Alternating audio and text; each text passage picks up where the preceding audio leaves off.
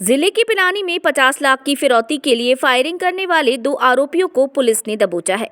जिला पुलिस अधीक्षक देवेंद्र बिश्नोई के निर्देश पर पिलानी थाने में डीएसटी टीम ने कार्यवाही कर पिलानी निवासी आशीष अग्रवाल पुत्र विशंबर लाल जाति महाजन वार्ड संख्या 34 श्याम मंदिर के पास थाना पिलानी ने एक लिखित रिपोर्ट पेश कर बताया था कि 27 दिसंबर शाम को मेरे मोबाइल पर फोन आया और सामने से बोला कि मैं सूरज उर्फ घुंडी बोल रहा हूं तथा मुझे 50 लाख रुपए दो। फिर कहा कि 2 दिन बाद फिर फोन करूंगा, रुपए की व्यवस्था रखना। आशीष ने माना किया तो आरोपियों ने कहा कि अंजाम बुरा होगा, मुझे फिरौती के 50 लाख रुपए नहीं दिए तो जान से हाथ धोना पड़ सकता है और धमकी देकर फोन काट दिया।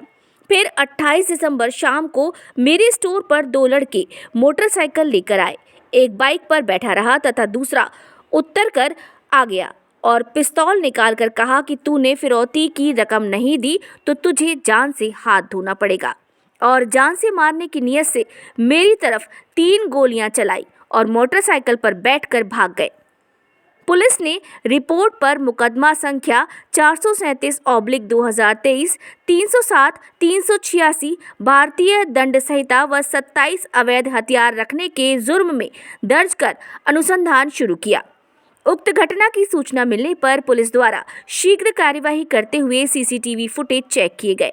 आरोपियों की गिरफ्तारी हेतु खूब प्रयास किया तथा दोनों आरोपियों को पकड़ने में कामयाबी हासिल कर ली।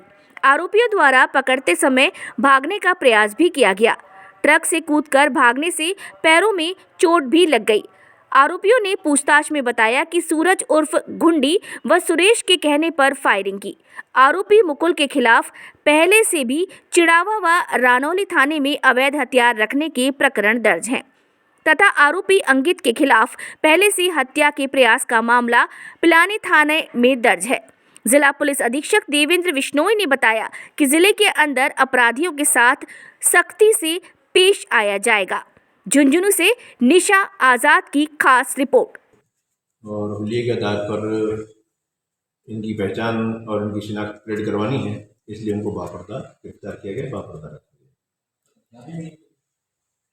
ये बार जो है पूछताछ जो हथियार है वो तो जो किया है वो कहाँ रखा है, कहाँ छुपाया है, वो सूचना के उतला के आधार पर जैसे भी संभव होगा उसको बरामद किया जाएगा। और अन्य कौन कौन लोग हैं, किसके कहने से इन्होंने कार्रवाई की है, क्योंकि सूरज उर्फ गुंडी का नाम तो आ ही रहा है और अन्य कौन का नाम आता है, तो एक दूसरा नाम भी इन्होंने बताया है पूछताछ में, सुरेश कुमार। ये कौन है क्या है इसके मामले में रिपोर्ट ली जाएगी। और जिनका क्रिमिनल रिकॉर्ड है, क्रिमिनल रिकॉर्ड के मुताबिक तो मुकुल के खिलाफ आर्म्स एक्ट के चिड़ावा में और रानौली में प्रकरण दर्ज है और अंकित के खिलाफ पूर्व में हत्या का प्रयास मामला पिलानी थाने में ही दर्ज है। तो आगे की और जो है अब विस्तृत जानकारी दी जाएगी और जो जो इसमें इन्वॉल्व है उन सबको राउंड अप किया जाएगा। सर पिलानी में अपराध बहुत बढ़ रहा है, इसको आप बढ़ोतरी ना माने क्योंकि वर्कआउट हो चुकी है और क्राइम कभी भी कहीं भी हो सकता है।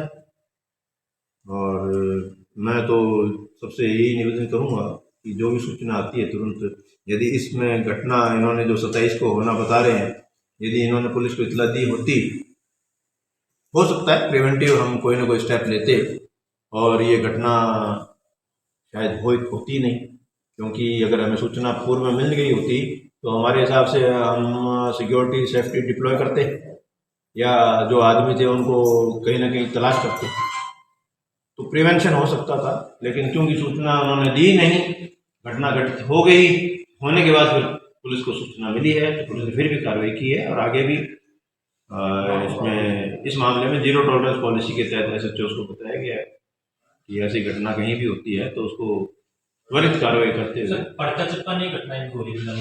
हाँ जी, पर्चे चिपकाने की घटनाएं हो रही हो। अब वो पर्चा जो चिपकाया है उसमें भाषा बड़ी अजीब सी है, कोई सिस्टम, कोई ऐसा कोई डायरेक्ट किसी को धमकी आई नहीं है। अब वो किसने चिपकाया है, कहाँ से चिपकाया है, किसने किया है, वैसे ही माहौल को बनाते हुए कई बार आदमी जो है ऐसे माहौल में जो है एक और अपना जो है करने के लिए कर सकते हैं। बाकी इन्वेस्टिगेशन में डाल रखा है उसको। यही है कि पहले ये पता करें कि प्रिंट हुआ है तो कंप्यूटर से कौन से एरिया से कहाँ से कुछ अगर पता लगा तो। बाकी जिसके नाम से किया है उनको भी पता नहीं, अनभिज्ञता जाहिर कर रहे हैं, फिर भी एहतियात बरत रहे हैं उसको। एक सर बीट की अहम भूमिका होती है, गत दिनों का निसंदेह लिए जाएंगे। अभी इस मामले को लेकर मैं जिला में व्यापक भ्रमण करूंगा और थाना स्तर पर जाकर संवाद कायम करूंगा, और जो बीट कांस्टेबल हैं उनको एक तरह से मोटिवेट भी किया जाएगा, और जो आज के लेटेस्ट टेक्नोलॉजी है उनका कैसे सदुपयोग कर सकते हैं सूचना एकत्रित करने में और बीट में अपने आप को और प्रभावी बनाने में, और जो पूर्व में जो सिस्टम पुलिस मुख्यालय के द्वारा दिए गए हैं उनकी पालना हो रही है, नहीं हो रही है, कैसी हो रही है, उसको एक नए सिरे से उसको जो है पुनर्जीवित या उसको जो है सशक्त किया जाएगा। एक बार कई थाना तक कोई कदम, देखिए ये उस समय हुआ करता था जब टेलीफोन बड़े लिमिटेड हुआ करते थे, तब ये व्हाट्सएप वगैरह ये कोई चीज़ नहीं आई थी, केवल फ़ोन नंबर थे, फ़ोन नंबर पता होने चाहिए।